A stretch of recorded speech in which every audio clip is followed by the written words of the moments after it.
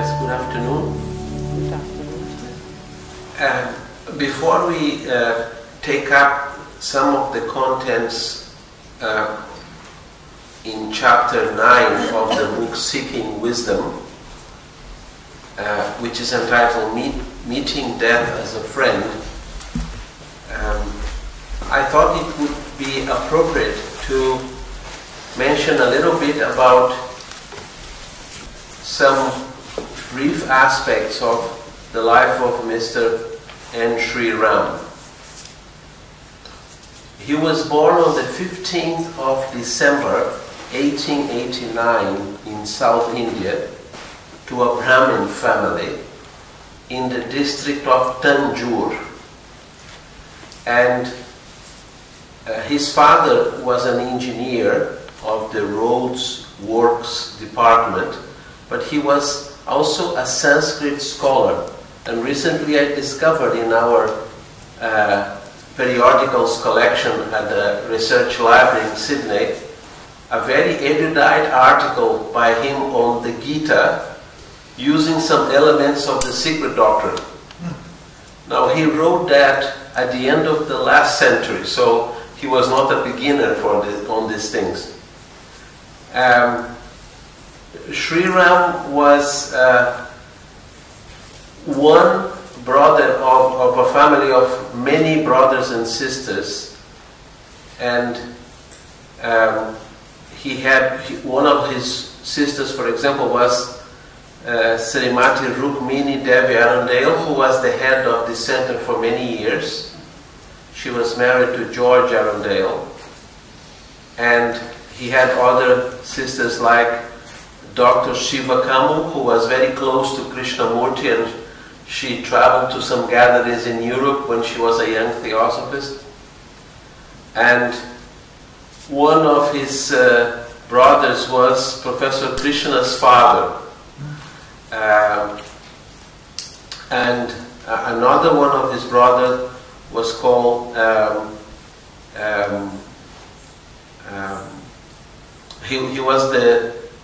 he was the husband of Norma Shastri, a Dadiyar.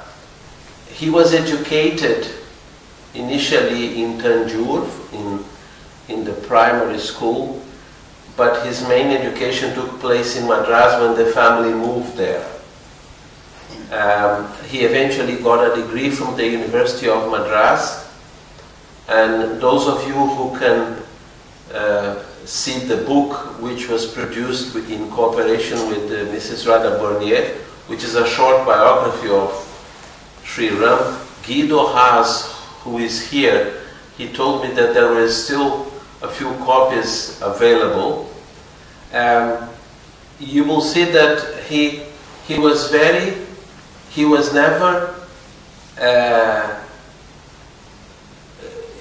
didn't like to affirm himself before others.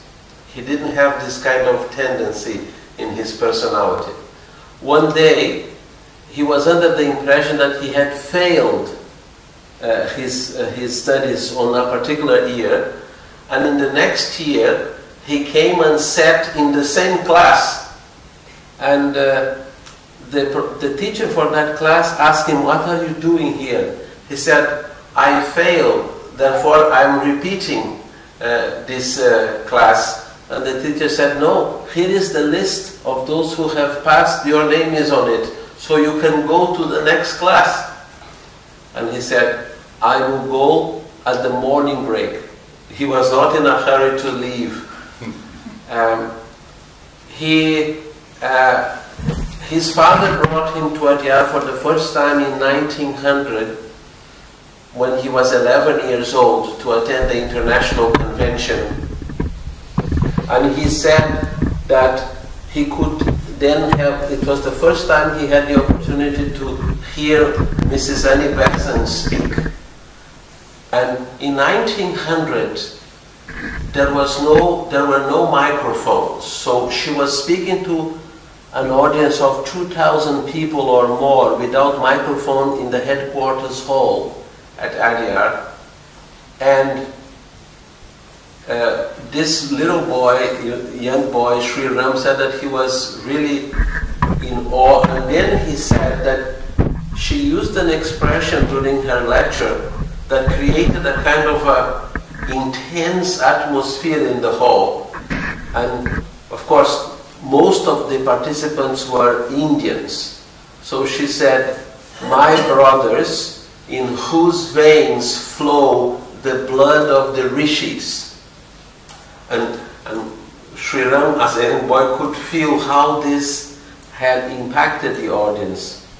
And of course, then he went on to work very closely with her. She started in 1919, she bought a newspaper in Madras and renamed it New India, and that was part of her campaign for the home rule for India, or she didn't use the word independence in the sense that we use today, because she said that India should have an autonomous government but should be part of the Commonwealth of Nations. That was her vision for India. And he worked very hard there, and he had to undergo a very serious episode of bullying from one of the wealthy volunteers for that newspaper. And for example, this man who was wealthy and he had a car, he told Sri Ram, "If you come to the gate, the main gate of the TS compound at 8 o'clock, I'll give you a lift."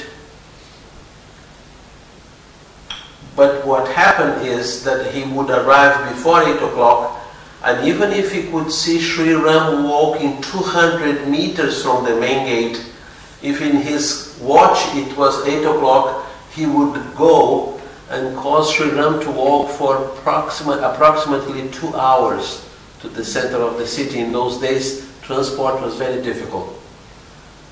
Sri Ram would accept that and would not react. And this man, because Sri Ram was not reacting, he was even more intense in his bullying, saying that Sri Ram was slow, or he was weak, and so on. And he continued to work as an assistant editor of the newspaper. This went on for several years. And much later, Sri Ram became the president of the TS, and he knew, somebody told him that this man who used to bully him was now living somewhere in India all alone.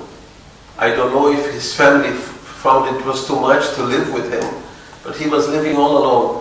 When Sri Ram heard this, he wrote a letter to this man saying, "Why don't you come to Adyar? There is a place for you here." And Radhaji suggested that this is an example of how we can help people to emerge from these very twisted patterns of bullying or harshness in relationship to a condition of understanding. And she said that when this man arrived in Adyar, he was a different person. So he became the president of the TS. In 1953, he received the presidential ring from Jiranajadasa, and without anybody noticing it, he caused a silent revolution in the society. Because he helped the members of the TS to move away from a particular interest in occult phenomena and clairvoyance and so on. He never belittled these things, but to move away from that to a deeper exploration of theosophy as a regenerative wisdom. And he was quite successful in that. And he earned the respect of many people around the world. And he wrote a number of books, and his style was the style of a gentle philosopher. He was not interested in convincing people of anything, but in sharing his understanding. There are many anecdotes. I don't have the time to go into all of them. One of them is that when Rukmini Devi was about to marry George Arundale, coming from a Brahmin family, and a number of Brahmins in India can be quite orthodox, you know. They won't touch onion and garlic because they don't consider that that is sattvic food. When the marriage was announced, a number of Orthodox members of the family basically disowned them. They wouldn't have anything to do with them because Rukmini Devi, who was a jewel of the family, was being given in marriage to an Englishman, which was a kind of an outrage. And they criticized Sri Ram as the head of the family because his father had died, but they also criticized his mother in allowing that to go on.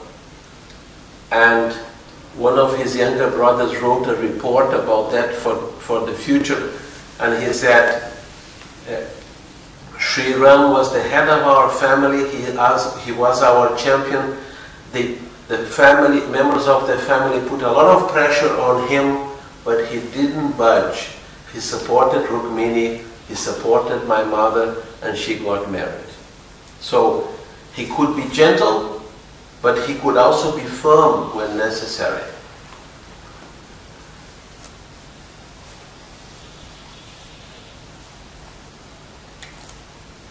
So on chapter 9 of the book Seeking Wisdom, the title is Meeting Death as a Friend. Linda this morning, she mentioned something of his ideas about this. He bases his entire chapter on the dialogue of Plato that narrates the last days of Socrates' life. I believe the pronunciation is Phaedo. That's one of the dialogues of Plato. And it is basically a conversation between Socrates and his disciples. Socrates had been condemned by the Athenian government of corrupting the youth through his ideas because he was a philosopher. And because the Greek were very sophisticated, they did, when someone was condemned to death, they didn't hang them. There was no firing squad. They just gave them a nice smoothie with a poison in it. And that was called hemlock. I don't know why that poison is called hemlock, but that was the name of the poison. And it was very efficient because Socrates got killed. But Socrates, and Sri Ram observes that his attitude was extraordinary because he was not afraid. He took full responsibility. That was the sentence of the Athenian government, which was a democratic government. There was direct democracy in Greece in those days.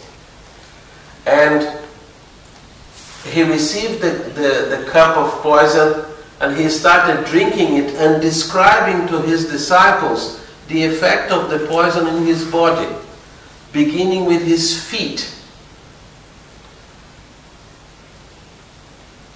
There is another narrative which says that while he was describing, and you can imagine that in that environment were all his disciples, and they really loved him as a teacher. And some of them were in different states of emotional meltdown. You know, if your teacher is about to die, someone who was your lifetime teacher, probably some sort of emotional response is there. But while he was discussing with them, a rather excited disciple came into the room and said to Socrates, Master, the oracle at Delphi has just proclaimed you the wisest man in Greece. Now, the oracle at Delphi was a very sacred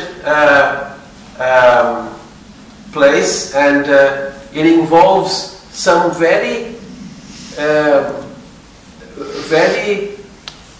innerly harmonized priestesses who could convey the message of the oracle from the depths of that well. So when Socrates heard that, he said, well, if the oracle at Delphi has proclaimed me the wisest man in Greece, that means that I am the only man in the whole of Greece that knows the exact measure of his ignorance. And for him, that is the beginning of wisdom. A clear, relentless, direct perception of the fact that we don't know. And not many people nowadays would be willing to adopt the same attitude, you know, because we claim that we know a lot of things.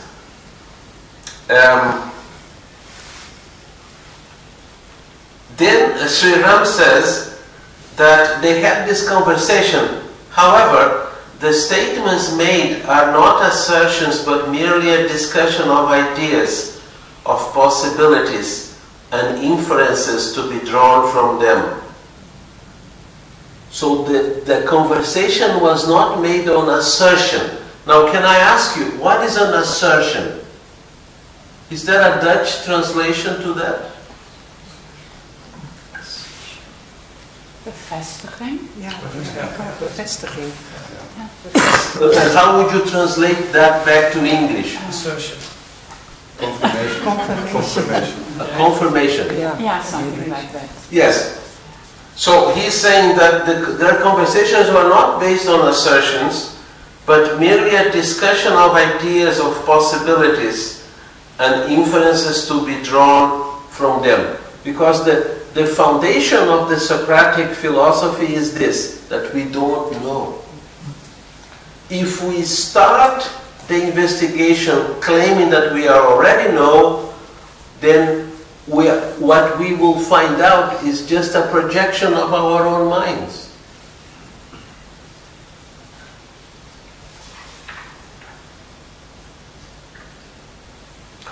Then they present different views about the nature of the soul. One of them is that the soul is of the nature of harmony. And they elaborated that. But then they discovered, Socrates said that this is not a very good definition of the soul, because that means the moment the body dies, that harmony is not there. If we think that the harmony is produced by the body. Incidentally, this is the current theory of neuroscience regarding consciousness.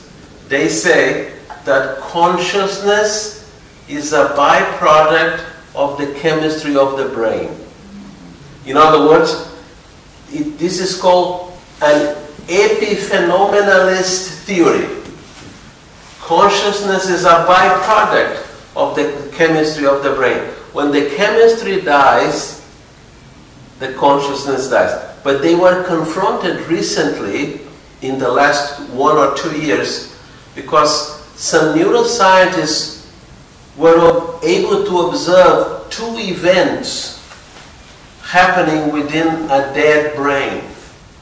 And they couldn't explain. They're still investigating it. What can be there happening inside the brain that science had proclaimed to be dead? So Sri Ram says that Socrates advances the idea that the soul must have lived before the birth of the physical body. And the soul must have seen certain things, and that memory is stored in the soul, not necessarily on the physical brain. And then Sri Ram says that that suggestion is that the dead come from the living come from the dead. It is a phenomenon of cyclic occurrence, like sleeping, waking, and sleeping again, and is in accordance with the truth or rule in nature that opposites are generated from one another. Dying and being born are a pair of opposites. Now, in theosophical studies, we go back to the secret doctrine, to the second fundamental proposition that is called that there is this law of periodicity in life, not only here in this world, but in the universe. One cycle follows another cycle. Living and dying must be one pair of cycles, night and day, sleeping and waking, and so on and so forth.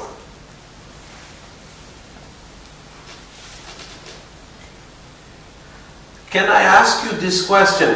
What do you make of this statement by Sri Ram that dying and being born are a pair of opposites? First of all, I have to ask you, are you born? Not yet. What do you make of this statement? Dying and being born are a pair of opposites.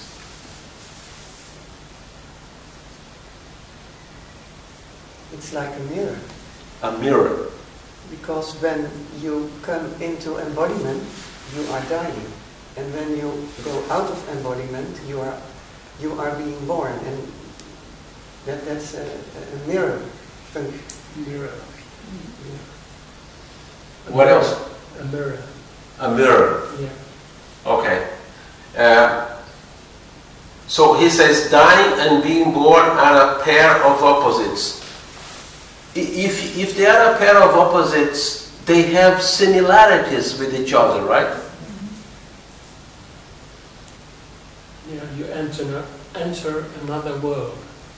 You enter another world. In both cases. Right. Hopefully without any taxes. That's what one American writer had suggested.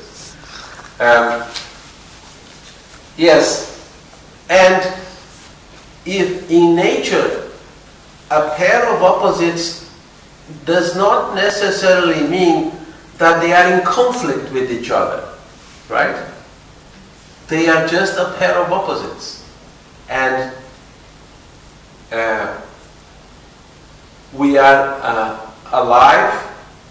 A number of people are not alive. There are processes after death that we don't have the time to go into here, but many traditions reported that we go to several different processes, but the ultimate aim is to return into incarnation.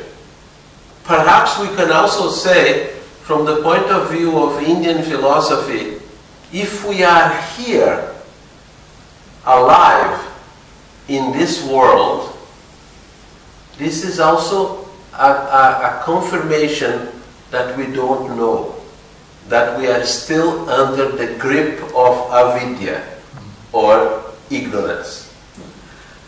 Ignorance may not be a good translation of the Sanskrit word avidya, because it actually means unwisdom, or lack of wisdom. Right?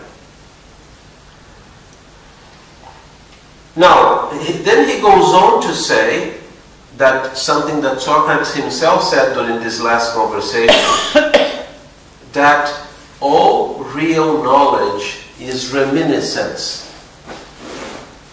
Is there a Dutch word for reminiscence? Overblijfsel. Nee, herinnering. Alle kennis is herinnering, volgens Plato. Alle kennis is herinnering. The English word is reminiscence. Yes.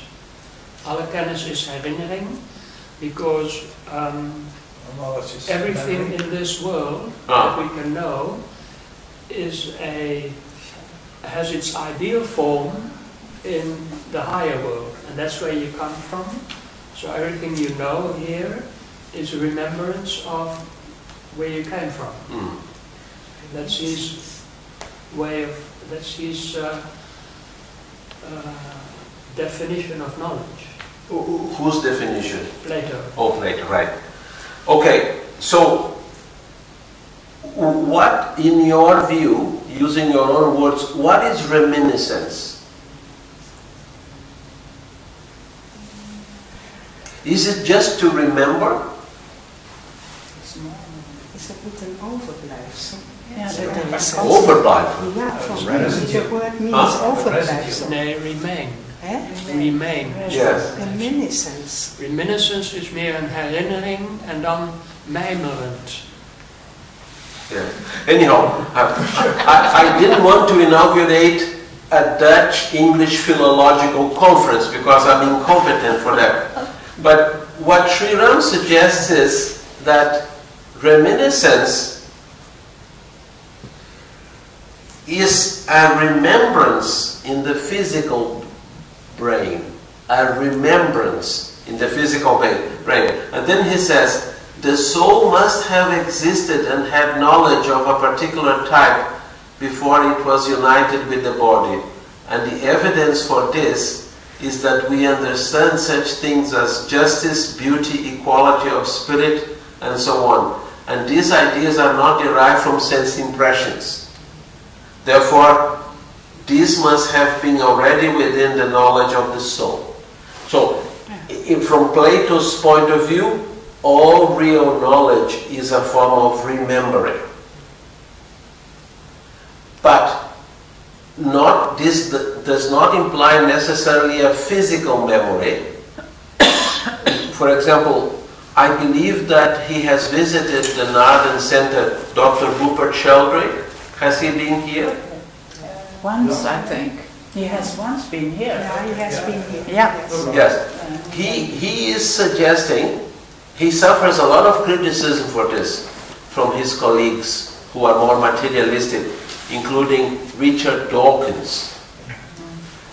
Dr. Sheldrake says that he understands that that memory is a field that exists, and it's not limited to the brain. It can be accessed from different parts of nature. He said nature herself has memory. And recently somebody suggested, you may have read this article, that trees communicate among themselves. They communicate, and they can alert each other to certain attacks from germs or other threatening things. So, all real knowledge is reminiscence. And this makes sense because Socrates' attitude is not one of communicating knowledge, but helping his disciples to question themselves.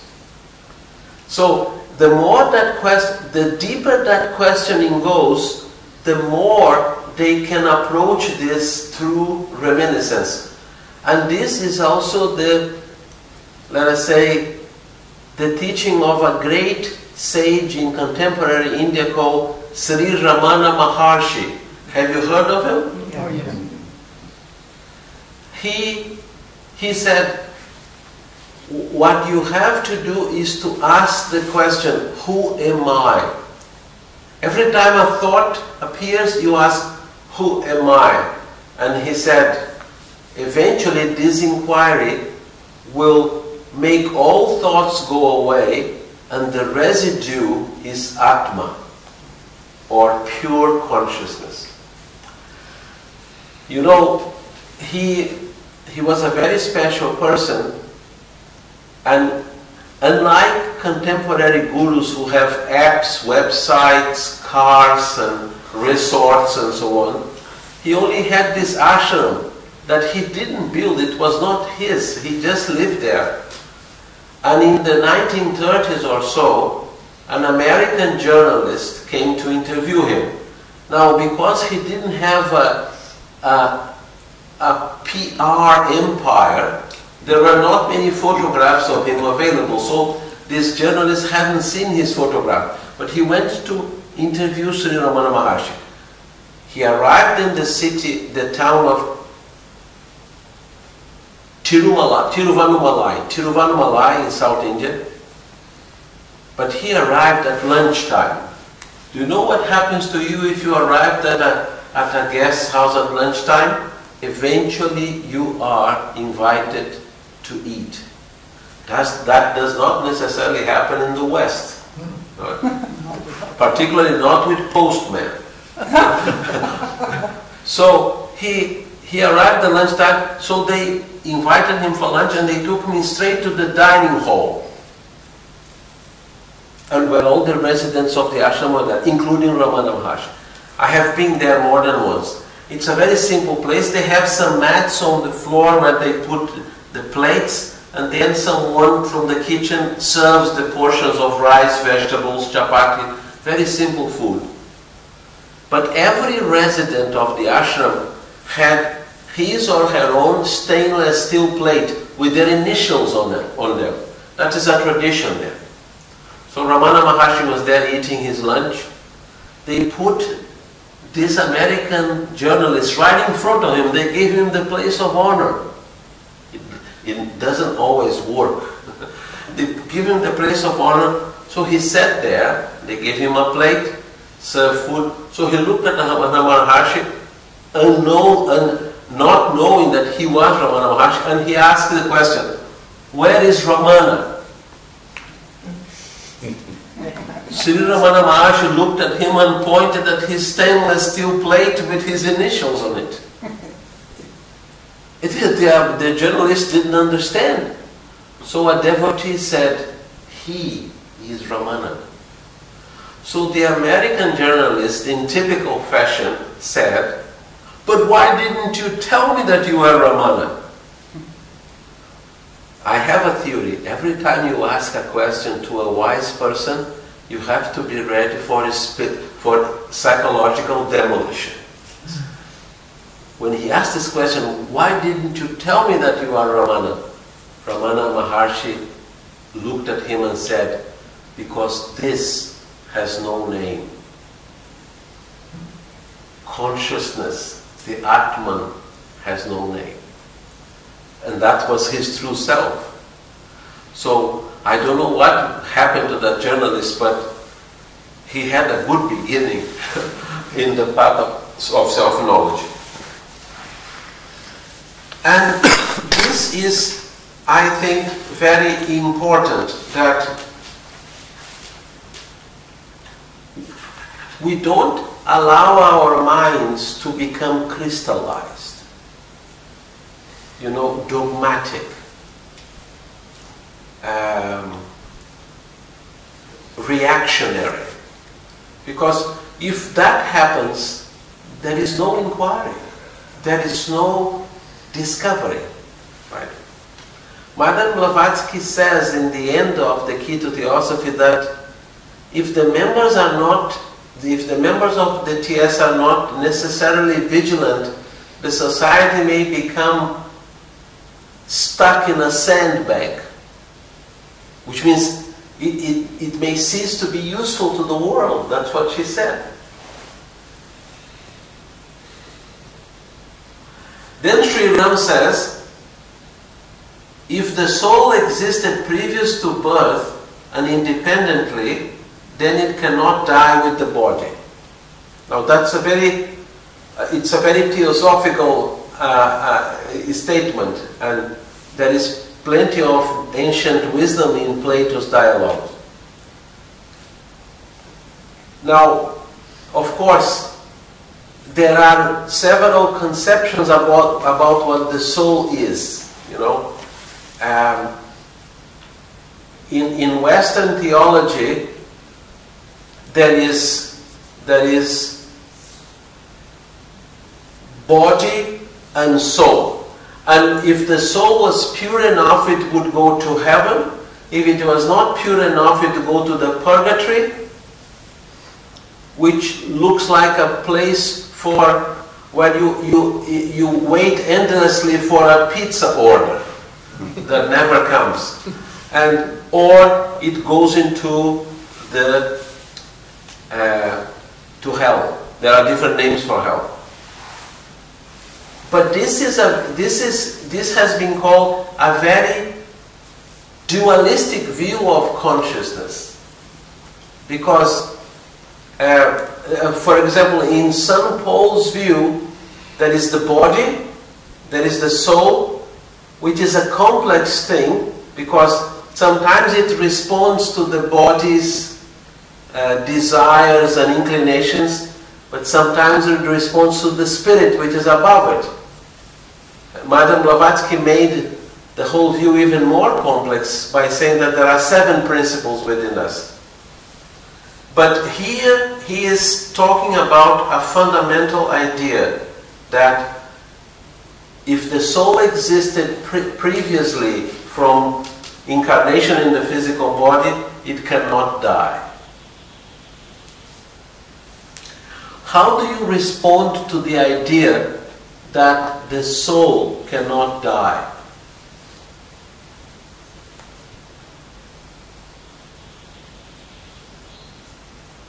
Those of you who are awake, I have to confess. What is the answer you wish? Huh? What is the answer you wish? No. I'm puzzled about this. I'm just asking, how do you respond to this idea that the soul does not die? It's a relief. It's a relief? Yeah. What else? Is it wishful thinking? Because we cannot accept the idea that we will disappear completely. It could be wishful thinking because we really don't know. We may disappear forever. A lot of hope for the future. Hope for the future? Yes, I think so. More meals? You never know. It is a joyful thing. To know that something will continue. Yeah, well, when I look deep down inside myself, yeah, you listen? Yeah, okay. Yes. When I look deep down inside myself, I can understand that there is something that's never dying.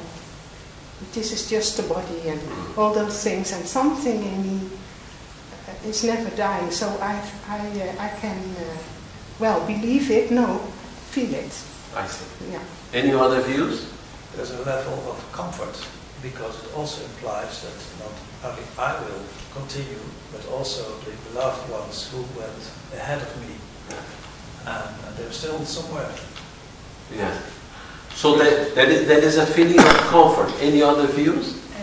It's a delay, as if what is happening now doesn't really matter, because the real life is somewhere else. Mm-hmm. So, I see. Yes. A sense of delay. Right. Yes, Elizabeth? I think there must be different souls, isn't it? A spiritual soul and a soul which is nearer to our body, and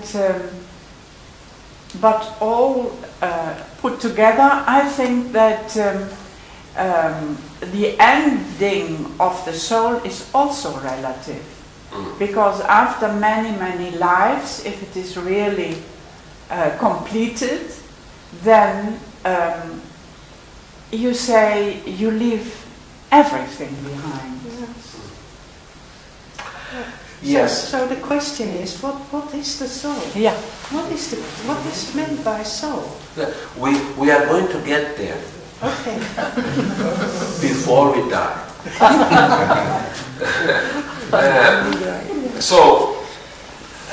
And then he proceeds. He's still dwelling with what happened in Socrates' house, and Socrates is still drinking that little smoothie, But obviously, he's not completely dead because he's still talking to his disciples. And it went on for days and days.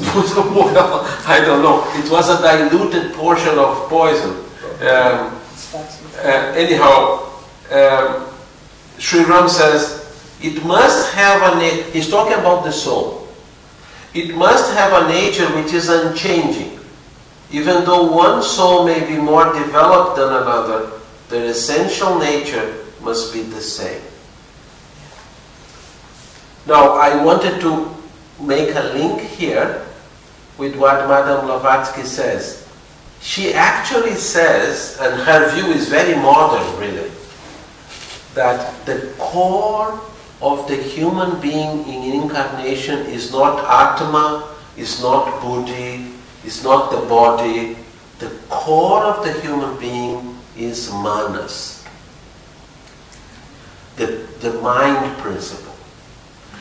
But she said that this principle, Manas, or the mind, is complex because it is dual. There is a part of it that associates with the principle Kama, or desire, and generates Kama Manas, or the desire mind. Desire mind, according to her, is the personal mind guided by personal desires. If you doubt that you have this in you, just buy a little notebook, a little pencil, and every time you see I like, you say I like, I don't like, I agree, I don't agree, I accept, I don't accept. This is Kama Manas. This, and she says that this nexus between personal mind and desire is very strong. And she said this lasts for many incarnations. Many incarnations. And she said, while this nexus is so strong, the higher part of the mind cannot express itself. There is no place for it. And then she said in another writing, this was in the Key to Theosophy, she says that the reason the theosophical study is relevant is because the theosophical study will carve a new area within the brain which the personal mind doesn't have. And then she said, even then she said, and she was absolutely undogmatic. She said, every time you study a book, you form impressions about the universal process, nature, yourself, the world. Then you leave your studies because you have to do other things. Then when you come back to the study, you form a larger view. And the next time, a larger view. And then she said, but the student, if he or she is serious, they will understand that no picture will ever represent the truth. They are just pictures. And in other words, the study is never an end in itself, it is just a means to an end. The study is meant for the transformation of the mind. And of course, and then she said, then the higher manas comes into activity, and then the individual can think for himself or herself. She even said in one of her articles that a real theosophy is a solitary thinker with an inspiration of his or her own to solve the universal problems. Only then can this real soul come into being. And of course, she suggests, and the Mahatma lectures also suggest, that when the individual becomes ready by this kind of effort, then the path proper begins. And of course it will be tough, because we will need to acknowledge that all our accumulated notions are not the truth. How many of us would be willing to do that? So, Sri Ram says, the further statement was made that whatever its other attributes, the soul must have a nature of life. It cannot be an abstraction, a projection of the mind. And you go in these ancient traditions, and for example, in Latin, the word for soul is an equivalent for life, anima. What really animates us is not just the chemistry of the brain, it's not just the body, it is something. Because when death takes place, the body becomes lifeless. So there is this animating principle, and you can see that when a human being really develops his or her soul, look at the effect they can have. We have a beautiful portrait of Dr. Annie Besant in the hall there. No. She has her critics like everybody, many people have criticized her. But when you examine the amount of work that she did as one person, it's almost unbelievable. I have studied a little bit of her life. Somebody noticed at Adyar that her cook was a former convict. How do you say convict in Dutch? Veroordeeld. Huh? Veroordeeld. Yes. Someone who has been in prison. Yes. And this person was shocked to hear that Dr. Annie Besant had, as a cook, a former convict. And he asked her, is it true? She said, yes. He has been with me for many years, and that speaks well for both of us. Another thing that she did, and I have seen evidence there in my research, every December she would take her checkbook and she would start writing checks to needy families, school uniform for children, wounded animals, charity organizations. When she reached the 31st of December, she used to do this every year. When she reached the 31st of December, the bank balance in her account was zero. How do you say zero in Dutch? No. Zero. And she did this because she strongly believed that that was not her money. That money was meant for service. But of course, because she was Annie Besant, she, in the the first few days of the new year, more donations would come to her.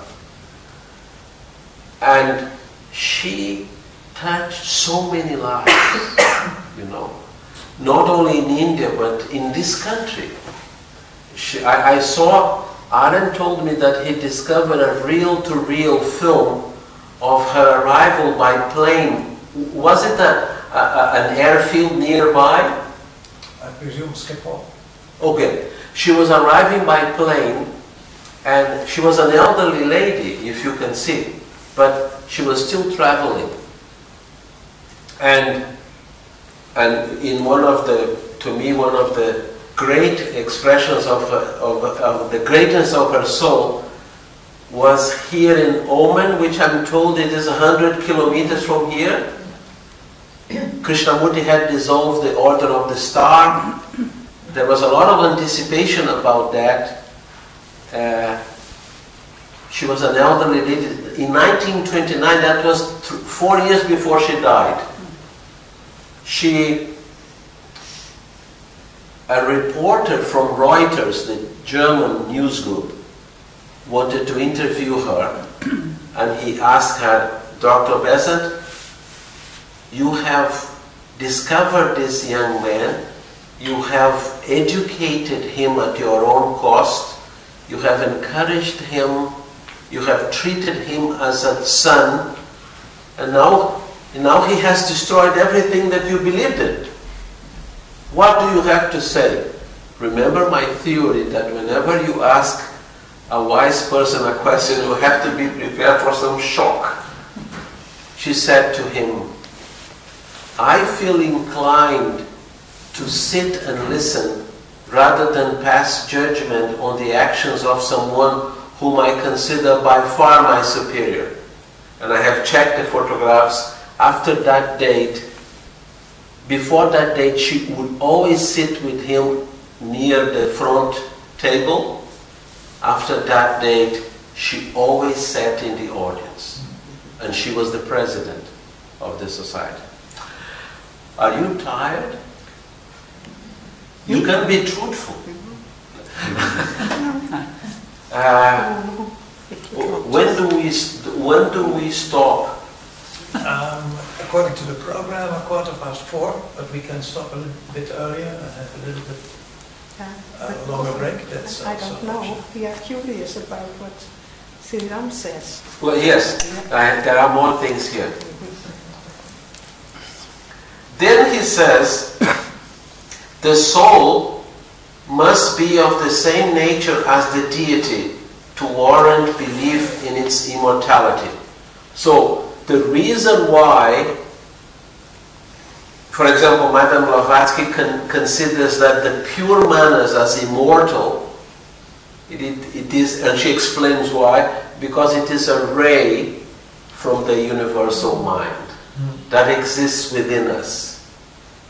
The personal mind is perishable because it's associated with the personal nature, with cravings, with attachments and so on, but not the real nature of the mind. He also says that Socrates then exhorts his friends to acquire virtue and wisdom in this life. We heard something about virtue.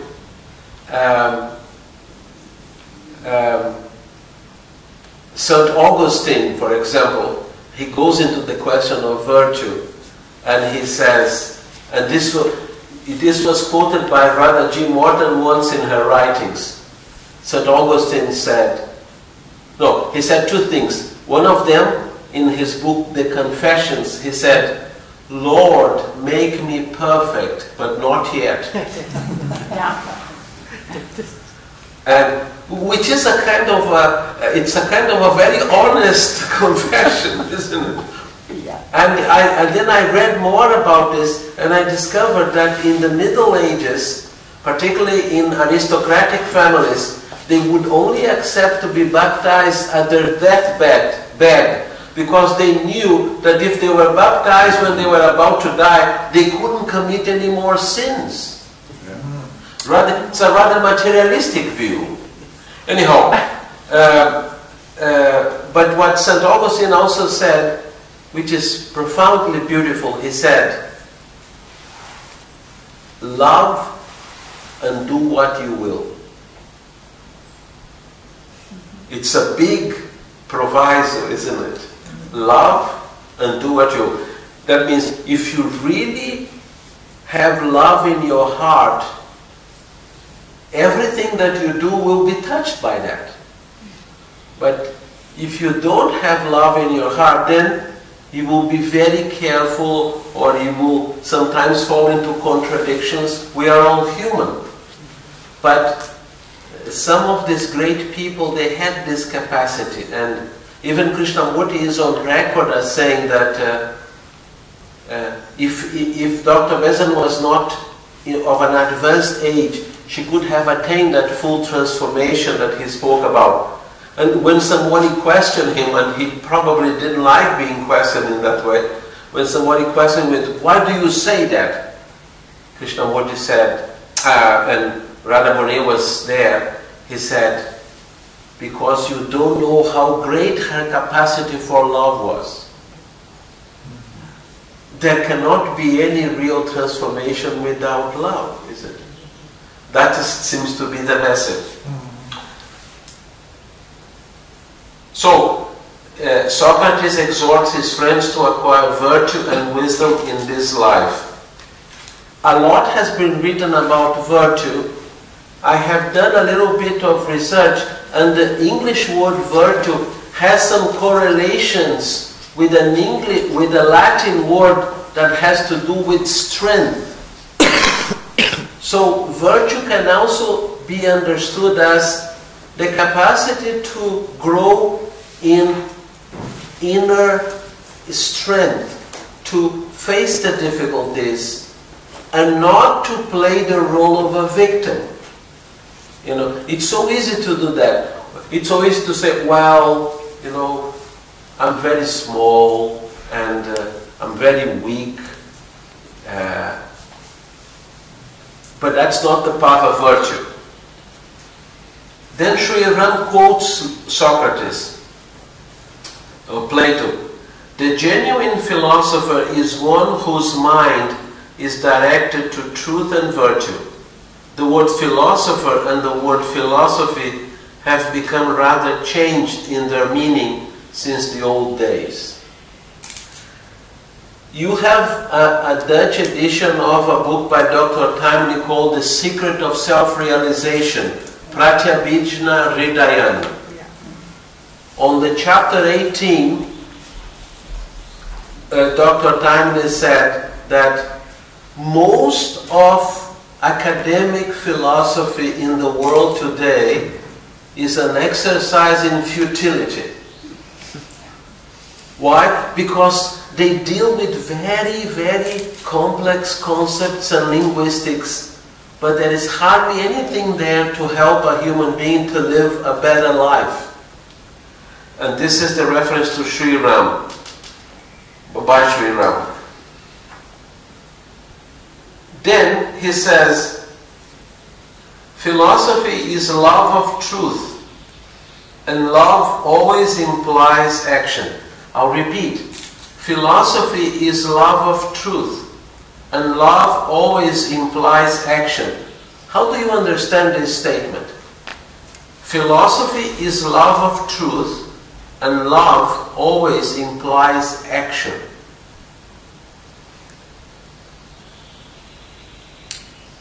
You have to do something. Sorry?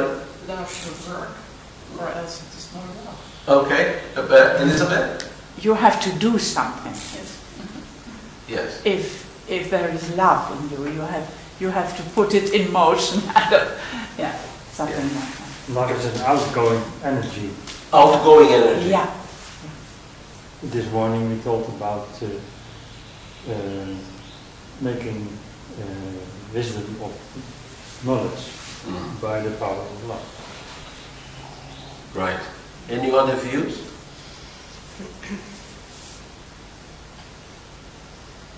So philosophy is the love of truth. It means that we are not satisfied with the answers we find and probing further and further.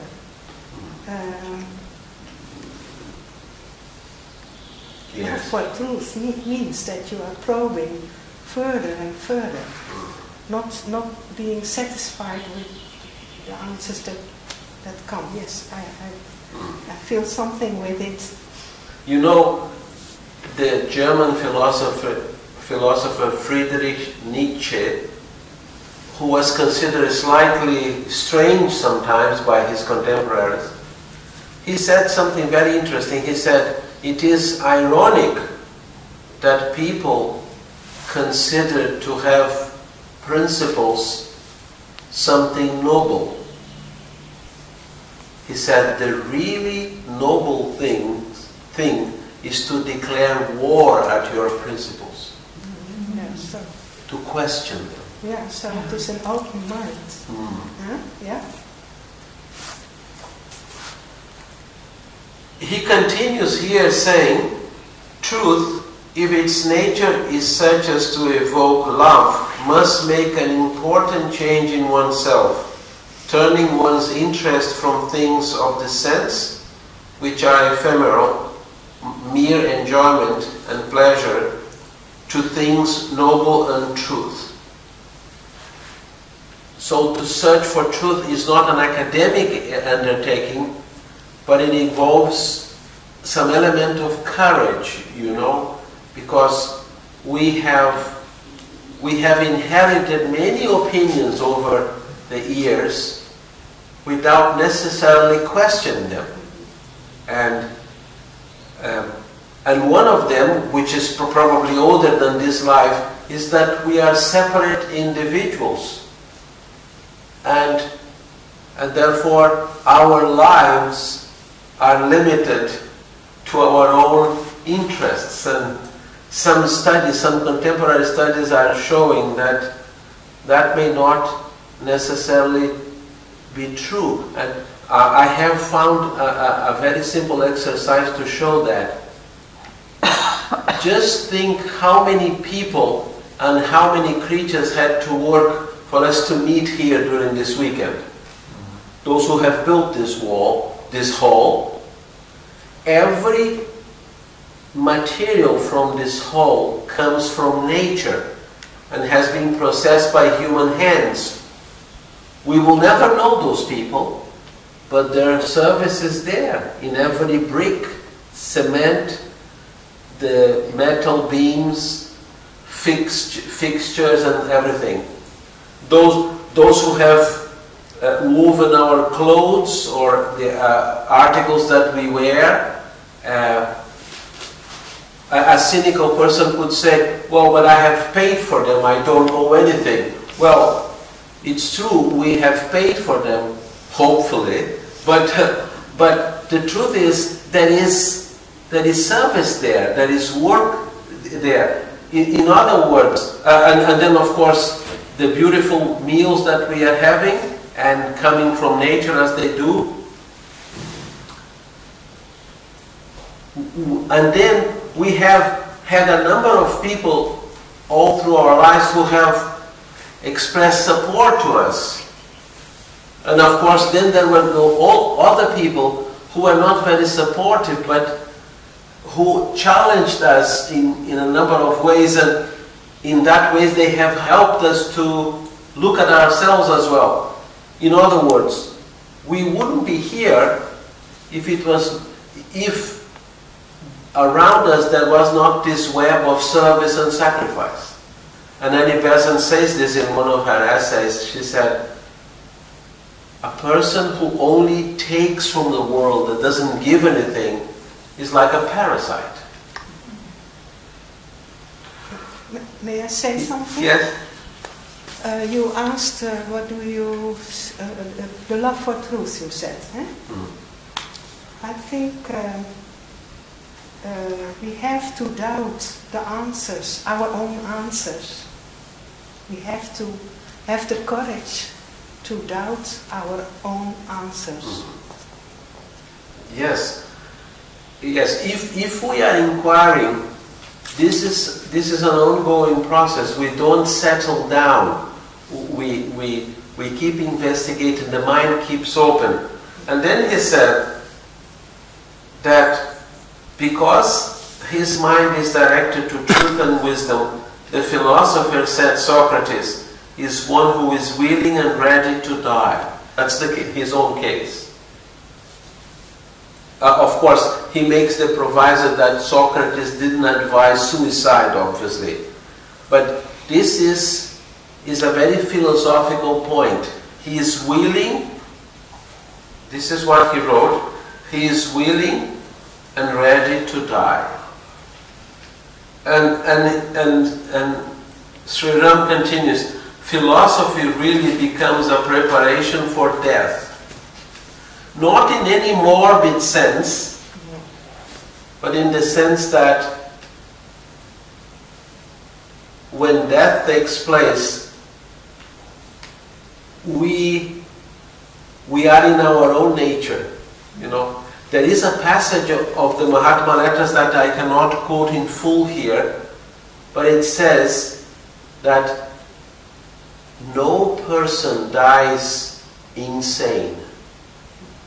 Even those in the grip of delirium tremens. Do you know what delirium tremens is? It's the last stage of alcoholism.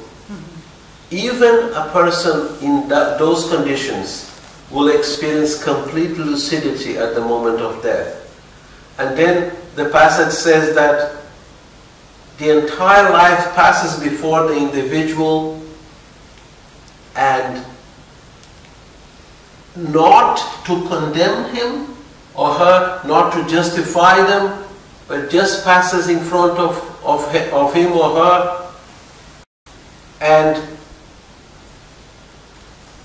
the individual doesn't react to that. The individual just sees that a kind of a reverie, and then that passage ends by saying that we should observe complete silence in such moments, because something very profound is happening. And what sees that is not the brain anymore. It's just the inward soul. But is he talking here about the end of life, or is he talking about that you have to die to yourself? I have the feeling we have to learn to die from the little self. When we ask questions, not to think that's from me, or the answers giving and the process, but we have to surrender in a way. And I don't know how to say, but I have the feeling it's not about the end of life here, but about ending now, every moment. Yes. Is that true? Well, those two things are not excluded to each other. But because he says here, the life of a philosopher is but one long rehearsal of dying. Yeah. What does rehearsal mean? Repetitie. In Dutch, what is the word for rehearsal? Repetitie. Huh? Practice. Yes. So the life of a philosopher is but one long rehearsal of dying. As I said, there is nothing morbid here. It's simply the fact that perhaps a philosopher, someone who is interested in truth, will not nourish a self-image, for example. Which means, I am right and you are wrong. A philosopher doesn't have time for it. I have to tell you this. How many of you are familiar with the stories of Mullah Nasruddin? He was a literary character created by Sufi teacher to convey wisdom. He was considered half mad and half wise. But people would come to him in hope to obtain the half wise bit. So because he was a very well-known man, a very eminent philosopher wanted to have a debate with him. Now this particular philosopher was a very arrogant person, the story says. I believe he suffered from a condition called the 45-degree inclination of the nose. And he looked superior to others. So he asked Nasruddin, can we have a debate? He said, yes, you can come to my house on Thursday at 4 p.m. and we can have a debate. So Thursday at 4 p.m. the philosopher came to Nasruddin's house, a very important man. Nasruddin was not there. This philosopher was furious. Somebody in Australia taught me the expression, the technical expression is, he was in a state of blind fury, really upset. So he took a piece of chalk and wrote on Nasruddin's gate in large letters, "Stupid oaf." An oaf means an archaic form of idiot. Stupid oaf. And went away. Hours later, Nasruddin came home and saw that written on his gate and rushed to the philosopher's house and said, "I'm very sorry, I forgot all about our debate, but I remembered it when I saw your name written on my gate." So who was the oaf? Was it Nasruddin or someone who got angry? Should we stop here? Yes.